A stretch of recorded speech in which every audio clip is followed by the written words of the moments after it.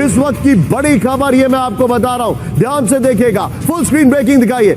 Iran युद्ध के बीच भारत ने एक ऐसा काम कर दिया जिस पर बहुत ज्यादा बात नहीं हुई और जिस पर बहुत लोगों का ध्यान नहीं गया, लेकिन ये ऐसा ऐतिहासिक काम है जिसके बारे में सुनकर बड़े बड़े देश हैरान हैं। नाज़रीन, एक बहुत ही खतरनाक खबर आई है और जिसने सब पाकिस्तानियों को हिला के रख दिया है, और मैं आपके सामने वो खबर पढ़ता हूं क्योंकि हमारे सारे खदशात दुरुस्त साबित होना शुरू हो गए हैं। नाज़रीन, खित्ते की सूरत-ए-हाल बहुत तेजी से आगे की तरफ बढ़ रही है, रोजाना की बुनियाद पे डेवलपमेंट्स हो रही हैं और पाकिस्तान में कंफ्यूजन है। ईरान ने जो हमारे 2 मैसिव कार्गो शिप्स थे MSC कंपनी के, उसको हाईजैक कर लिया। उसके अंदर था क्या? Millions of barrels of oil बिल्कुल नाक तक वो भरे हुए थे, और भारत ने एक ही काम किया, उन शिप्स को नाक के नीचे से ईरान के निकालने की कोशिश करी और हम जीत गए। तारीख में पहली दफा ये हुआ है कि इतने बड़े पैमाने पे तकरीबन 6 शिप्स जो हैं, 6 जो नेवल शिप्स हैं इंडिया की, पहुंची हैं और 4 दिन के लिए पहुंची हैं। ये बात पाकिस्तान की मिलिट्री एस्टेब्लिशमेंट भी समझती है।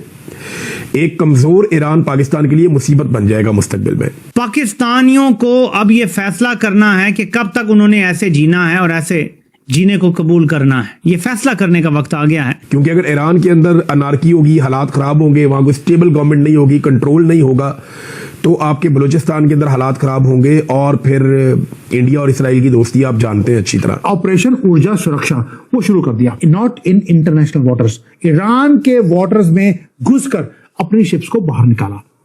इंडिया ने खबर ये आ रही है कि इंडियन नेवी ने रेस्क्यू किया है। ये एक बहुत मुश्किल ऑपरेशन था, पर ये कौन सा शिप था इंडियन नेवी ने रेस्क्यू किया है? हम लाते हैं टॉप शोज और अनलिमिटेड एंटरटेनमेंट सिर्फ YouTube पर। अगर आपने अभी तक हमारा चैनल सब्सक्राइब नहीं किया तो अभी सब्सक्राइब करें और बेल आइकॉन को क्लिक करके हमारी लेटेस्ट वीडियोस के बारे में अपडेट जानें। भारत आ रहे एक जहाज एपामिंडोस को ईरान ने अपने कब्जे में ले लिया। उसे अपने कब्जे में लेकर वो ईरान चला गया। इसको लेकर गर्मा गर्मी बढ़ गई है। एपामिंडोस को ईरान ले जाए जाने पर और उस पर हुई गोलीबारी को लेकर भारत का जवाब अब सामने आया है।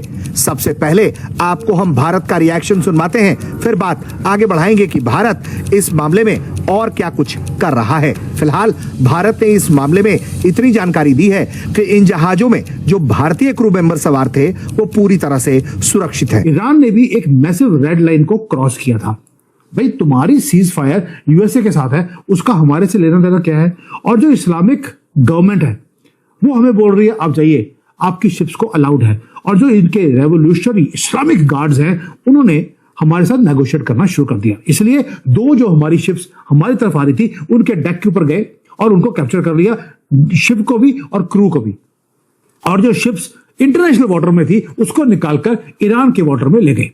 और क्या बोला उन्होंने ये बोला कि आपकी शिप के पास ऑथराइजेशन नहीं था, जबकि हमारे पास ऑथराइजेशन ईरान की गवर्नमेंट से वो हमें मिल चुका था। अब क्लेम ये है कि नेविगेशन जो सिस्टम्स हैं वो मैनिपुलेट किए हुए थे, आप गलत काम कर रहे हैं। ये सिर्फ पैसे लेने का मुसलमान का तरीका था। दोस्तों, एक बड़ी डेवलपमेंट है कि पहली दफा तारीख में पहली दफा ये हुआ है कि इतने बड़े पैमाने पे तकरीबन 6 शिप्स जो हैं, 6 जो नेवल शिप्स हैं इंडिया की, पहुंची हैं और 4 दिन के लिए पहुंची हैं।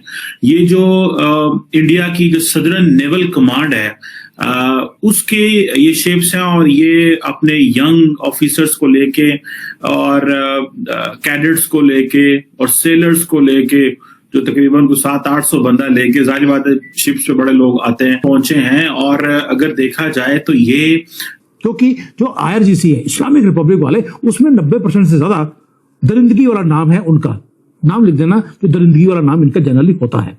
वो दरिंदगी वाले नाम थे तो उन्होंने वही काम करना था जो ये 1400 सालों से पहले दिन से ये करते आ रहे हैं। इसलिए ये क्यों बोल रहा हूं, ये दूसरी बार है जो हमारे साथ इन्होंने किया है। पहले भी इन्होंने हमारी शिप्स के ऊपर अटैक किया था। आपको याद होगा कि वो पाकिस्तान के कहने पर हमारी शिप्स के ऊपर अटैक किया गया, अभी कैप्चर कर लिया गया। स्टेक्स अनइमेजिनेबल थे। मोदी जी के पास मैसेज गया कि भाई करना क्या है। मोदी जी कहते 1 भी रुपया इन मोहम्मदों को नहीं देना, कुछ भी करना पड़े ये हमारी एनर्जी लाइफलाइन है भारत की, इसके ऊपर डायरेक्ट अटैक है। आज इन्होंने अगर पैसे मांगे और हमने दे दिए, ये बार बार हमारी ही शिप्स के ऊपर ये अटैक करते रहेंगे। क्यों? क्योंकि ऑलरेडी 12 से ज्यादा शिप्स, हमारी जो कार्गो शिप्स हैं, वो ऑलरेडी ट्रैप्ड है स्ट्रेट ऑफ हॉर्मुज पे। अगर इन 2 के ऊपर पैसे दिए तो बाकियों के भी देने पड़ेंगे।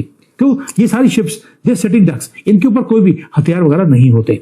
इसलिए भारत ने क्या किया कि हमारे पास एक अनप्रेसिडेंटेड सिचुएशन है।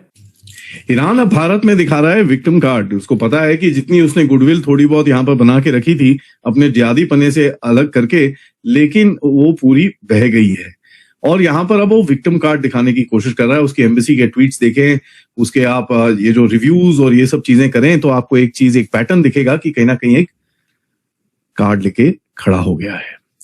में इनका जो थोड़ा बहुत गुडविल था, जिस तरह से इन लोगों ने इंडियन शिप्स के ऊपर अटैक करा, जिस तरह से ये लोग बिहेव कर रहे हैं, कल मैंने आपको दिखाया कि इन लोगों ने एक सर्वे करने की कोशिश करी जहां पर we are such nice country, हम तो कल्चर की बात करते हैं, हम लोग ये बात कहीं पे भी हमास, हिजबुल्लाह और टेररिज्म की बात नहीं करी हुई आप लोगों ने। तो जो रियलिटी है उस पर बात करें यार। I mean we had a lot of goodwill, हमने आपको दवाइयां भेजी, हमने आपको खाना भेजा, हम इतने टाइम से बोल रहे हैं यार जो हो रहा है वो ठीक नहीं है। ये अमेरिकन की ओवर रीच है, मिलिट्री और जो उसकी एनालिसिस है वो सेपरेट है, बट नॉट आइडियोलॉजिकली, बट एक इंसान होते हुए हमने बोला यार जो हो रहा है, बंदे मरते हैं, ये ठीक नहीं है यार, it's not all right. But उसके बाद आप इतना सिर पे चढ़ गए हो कि आपने भैया शिप्स रोकने शुरू कर दिए। ऑल्दो बाय द वे जब जो इन्होंने शिप रोके भी थे, उसके बाद कल 2 शिप्स निकल के आ गए, ठीक है जी, एक शिप निकल के आया, देश गरिमा निकल के आया जो फंसा हुआ था वहां पर, 31 इंडियन सेलर्स उसके अंदर थे। पास्ट 24 आवर्स के अंदर एक बल्क कैरियर जग अर्नव और एक और जो था VLCC जो था एक समर हेरल्ड, उसको आपने गोली मारी, उसके वीडियो चारों तरफ हैं दिस थिंग। और आप पब्लिक का रिएक्शन देख लीजिए यार, इसके अंदर कोई मनाही नहीं है। पब्लिक का रिएक्शन वेरी क्लियर है, what the public thinks in the country is extremely clear कि and then nobody is happy about. हमने किया एक काम और, हमने भेज दी अपनी इंडियन नेवी। ना तो हमने जयशंकर जी को बोला कि आप जाकर ईरान से बात कीजिए, नॉट एट ऑल, ना यूएसए से, कुछ नहीं। हमने ना ही उनके ईरान के एम्बेसडर को बुलाया। इंडियन नेवी गई, वो सीधा पहुंची स्ट्रेट ऑफ हॉर्मुज पे। डिप्लॉय किया हमने विशाखापट्टनम और कोलकाता क्लास का जो हमारे डिस्ट्रॉयर्स हैं, और साथ में हमने अपने हेलीकॉप्टर भेज दिए, और वो उस किले में एंटर किए हैं जहां पर अमेरिका भी डरता है पहुंचने के लिए। ये फोर्ट्रेस है जो ईरान ने क्रिएट किया हुआ है। हमारी शिप्स वहां पहुंचती हैं ऑपरेशन ऊर्जा सुरक्षा के नाम पर, और वहां जाकर ओवरनाइट हम गेम को चेंज कर लेते हैं। मैंने वो फुटेज देखा है। फुटेज यार मैं लगा नहीं सकता हूं क्योंकि वो कॉपीराइट का मेरे ऊपर क्लेम्स आए थे। 15-15 लाख रुपए मांगते हैं ये ANA वाले। उनकी फुटेज है मेरे पास जहां पर हमारी शिप्स वहां पे पहुंची, इंडियन मिलिट्री और नेवी की। और पंजाब ने तालीम और सेहत का बजट कम कर दिया। तालीम और सेहत के फंड्स में 35 अरब की नुमायां कमी। 12 अरब का जहाज ले लिया। पाकिस्तान के लिए एक ताकतवर ईरान जरूरी है, ये बात पाकिस्तान की मिलिट्री एस्टेब्लिशमेंट भी समझती है। एक कमजोर ईरान पाकिस्तान के लिए मुसीबत बन जाएगा मुस्तकबिल में, क्योंकि अगर ईरान के अंदर अनार्की होगी, हालात खराब होंगे, वहां कोई स्टेबल गवर्नमेंट नहीं होगी, कंट्रोल नहीं होगा, तो आपके बलूचिस्तान के अंदर हालात खराब होंगे। और फिर इंडिया और इसराइल की दोस्ती आप जानते हैं अच्छी तरह। अगर ये बात एस्टेब्लिशमेंट के दिमाग में है और वो ये जानते हैं, और अगर वो इसके तनाजुर में चीजें कर रहे हैं, तो वो सही कदम आगे बढ़ा रहे हैं कि ईरान एक मजबूत मुल्क के तौर पे पाकिस्तान को सूट करता है, एक कमजोर ईरान पाकिस्तान को सूट नहीं करता। लेकिन दूसरी तरफ हमें याद रखना है कि अगर जंग दोबारा शुरू होती है, लड़ाई बढ़ जाती है, जिसके इम्कानात उतने ज्यादा नहीं है, लेकिन अमेरिका जिस तरह हथियार इकट्ठे कर रहा है, इस तरह इस रीजन में पहले हथियार नहीं पहुंचे। तो आपको ये वीडियो कैसा लगा कमेंट बॉक्स में जरूर लिखिए। इस वीडियो को लाइक कीजिए, शेयर कीजिए, सब्सक्राइब करना ना भूलिए आपके चैनल EFC.Z को। मिलते हैं अगली वीडियो में। जय हिंद।